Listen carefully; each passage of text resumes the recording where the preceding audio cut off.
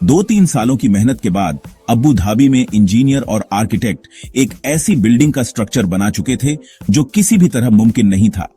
यह capital gate building का structure था, जिसको अबू धाबी के खलीफा बिन जायद अल नहयान की खुसूसी फरमाइश पर बनाया गया था, क्योंकि इस बिल्डिंग का लाखों टन वजन सिर्फ एक तरफ को झुका हुआ था।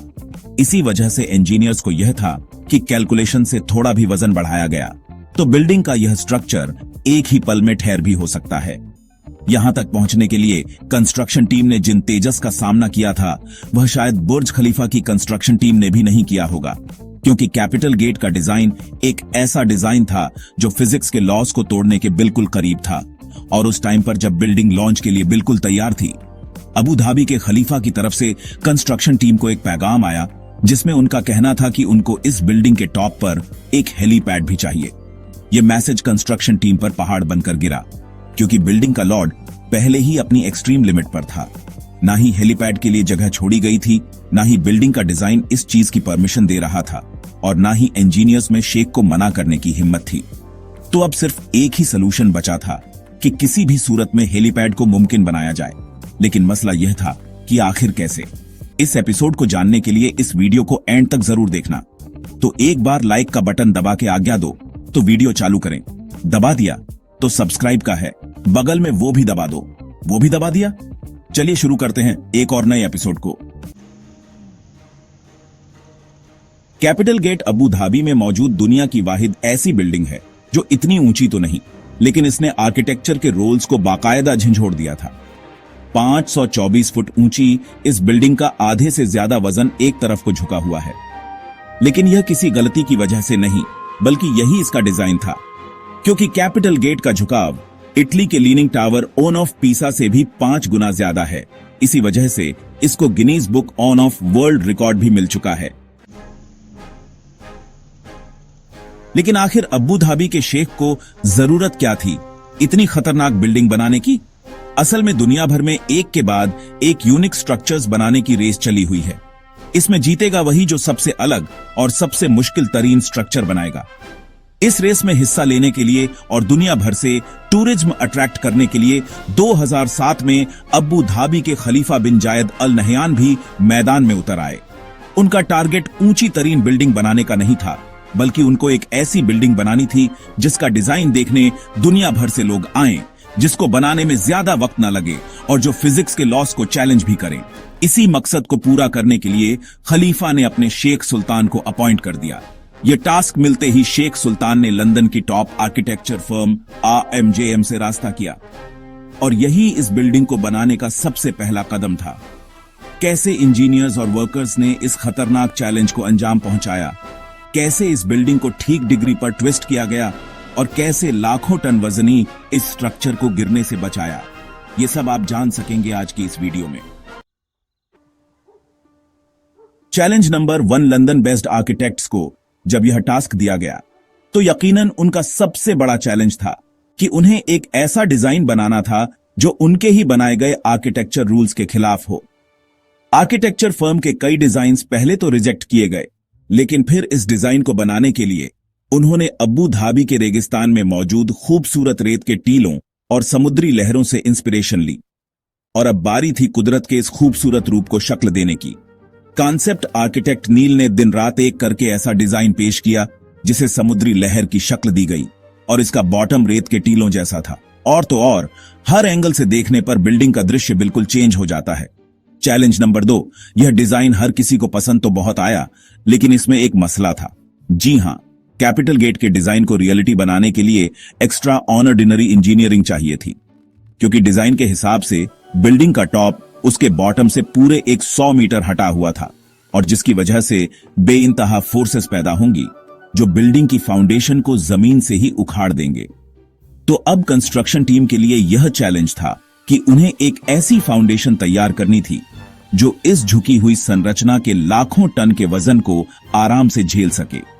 इस चैलेंज को अंजाम तक पहुंचाने के लिए प्रोजेक्ट आर्किटेक्ट्स और इंजीनियरों ने फाउंडेशन बनाने का काम स्टार्ट कर दिया।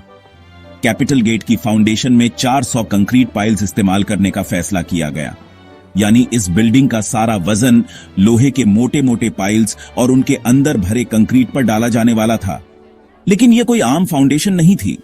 जिस साइड पर बिल्डिंग झुकी थी उसके नीचे फाउंडेशन पर 200 पाइल्स लगाए गए, जबकि दूसरी साइड वाले पाइल्स की लंबाई ज्यादा रखी गई, जिन्हें जमीन के अंदर ही मौजूद बड़े बड़े पत्थरों में डालकर के अंदर घुसाया गया।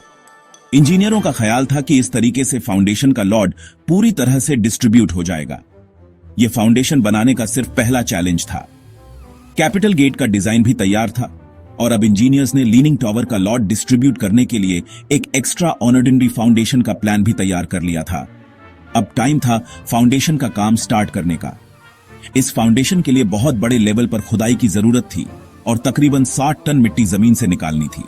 यानी सिर्फ फाउंडेशन डालने के लिए जमीन से निकलने वाली मिट्टी का वजन ही 60 हाथियों के वजन के बराबर होना था। इस काम को अंजाम देने के लिए 8 महीनों का वक्त रिक्वायर्ड था। लेकिन अचानक एक और मसला खड़ा हुआ।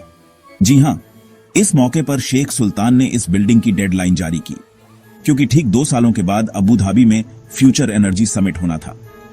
इस वजह से उन्होंने चाहा कि समिट से पहले ही बिल्डिंग कंप्लीट हो जाए। यानी अब इंजीनियरों के पास सिर्फ 24 महीनों का वक्त था, जिसमें उन्हें फाउंडेशन भी डालनी थी, बिल्डिंग भी खड़ी करनी थी और इंटीरियर का काम भी कंप्लीट करना था।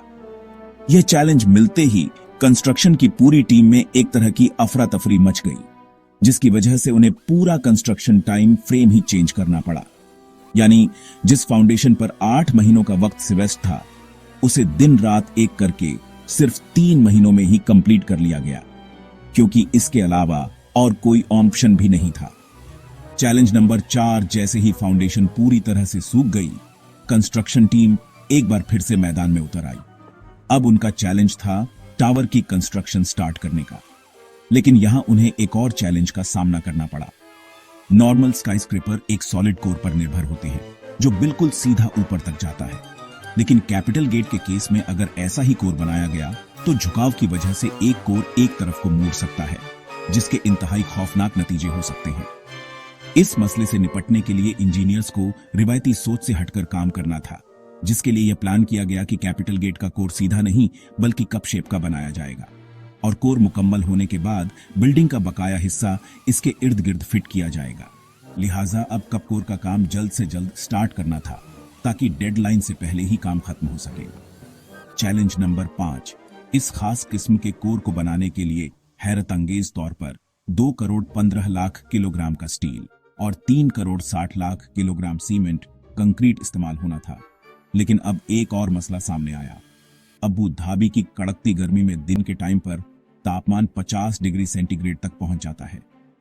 अगर कंक्रीट को इस गर्मी में डाला गया तो वक्त से पहले ही वह सूख जाएगा, जिसकी वजह से कोर में क्रैक्स पड़ने का खतरा था। लिहाजा अब कंस्ट्रक्शन टीम को एक ऐसा सॉल्यूशन सोचना था जिससे कंक्रीट डालते ही सूखना शुरू न हो। आखिरकार यह सोचा गया कि कंक्रीट बनाते वक्त जो पानी डाला जाएगा वह नॉर्मल टेम्परेचर का नहीं बल्कि ठंडा पानी होगा, और जिस वक्त कंक्रीट डाला जाएगा वह दिन का टाइम नहीं बल्कि रात का टाइम होगा, जब टेम्परेचर 30 डिग्री सेंटीग्रेड तक होता है।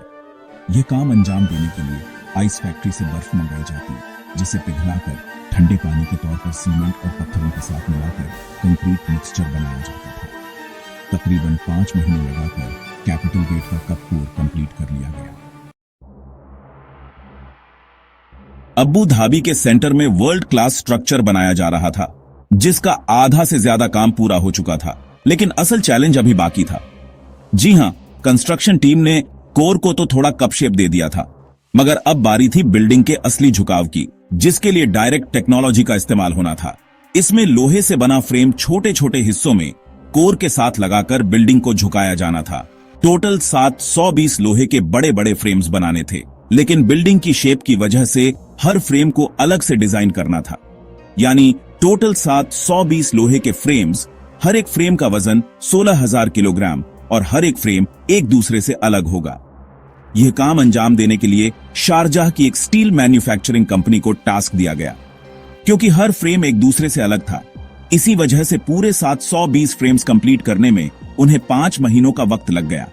चैलेंज नंबर 7, आखिरकार वर्कर्स की अनथक मेहनत के नतीजे में कैपिटल गेट का स्ट्रक्चर पूरा हो गया और साथ साथ विंडो पैनल्स लगाने का काम भी चलता रहा। अब बिल्डिंग में सिर्फ छोटे मोटे काम ही बाकी थे, जो शेख सुल्तान की दी गई डेडलाइन से पहले ही कंप्लीट हो जाने थे। बिल्डिंग अब हैंडओवर के बिल्कुल करीब ही थी कि अचानक अबू धाबी के खलीफा के ऑफिस से एक मैसेज आया जिसमें उन्होंने कैपिटल गेट के टॉप पर एक हेलीपैड की फरमाइश की। यह मैसेज कंस्ट्रक्शन टीम के ऊपर पहाड़ बनकर गिरा, क्योंकि फाउंडेशन से लेकर डायमंड तक सब कुछ कंप्लीट हो चुका था और कैपिटल गेट का सारा लोड पहले से ही कैलकुलेटेड था। यानी डिजाइन बनाते वक्त हेलीपैड और हेलीकॉप्टर का वजन शामिल नहीं किया गया था। यह मसला कैपिटल गेट की कंस्ट्रक्शन के दौरान खड़ा होने वाला सबसे बड़ा मसला साबित हुआ। लिहाजा अब काम रोककर एक बार फिर से सारी स्ट्रक्चरल कैलकुलेशंस दोबारा की गईं। कैलकुलेशंस के बाद यह नतीजा निकाला गया कि स्ट्रक्चर हेलीपैड का वजन तो बर्दाश्त कर लेगा, लेकिन स्ट्रक्चर का डिजाइन कुछ ऐसा था कि तेज हवा के मौसम में हेलीकॉप्टर बिल्डिंग पर लैंडिंग के दौरान क्रैश भी कर सकता है। लेकिन अब किसी भी सूरत में यह हेलीपैड बनाना था, क्योंकि अब यह शेख की फरमाइश थी। इसी मकसद के लिए लंदन में कैपिटल गेट के मॉडल को विंड टनल टेस्ट किया गया, जिसमें यह बात साबित हो गई कि तेज हवा में बिल्डिंग पर हेलीकॉप्टर की लैंडिंग खतरे से खाली नहीं होगी। विंड इंजीनियर ने यह सजेशन दी कि अगर हेलीपैड के डिजाइन में चेंजेस की जाएं और हेलीपैड की ऊंचाई को 2 मीटर कम किया जाए तो यह मसला काफी हद तक कम हो सकता है। मॉडल में हेलीपैड का डिजाइन चेंज किया गया तो हैरतअंगेज तौर पर विंड इंजीनियर की सजेशन सच साबित हुई। यह खबर मिलते ही कैपिटल गेट पर हेलीपैड की कंस्ट्रक्शन स्टार्ट कर दी गई और बिल्डिंग को वक्त से पहले ही शेख सुल्तान को हैंडओवर कर दिया गया। कंस्ट्रक्शन टीम और वर्कर्स को सलाम है, जिन्होंने अपनी काबिलियत से दुनिया का सबसे ऊंचा लीनिंग टावर बनाया है। उम्मीद है आपको मिस्टीरियस टीवी का यह एपिसोड आपको बहुत पसंद आया होगा। मिस्टीरियस टीवी को जरूर सब्सक्राइब करना और हाँ, शेयर भी करना अपने दोस्तों के साथ। आप लोगों के प्यार भरे कमेंट और लाइक का बहुत बहुत शुक्रिया। मिलते हैं अगली शानदार वीडियो में।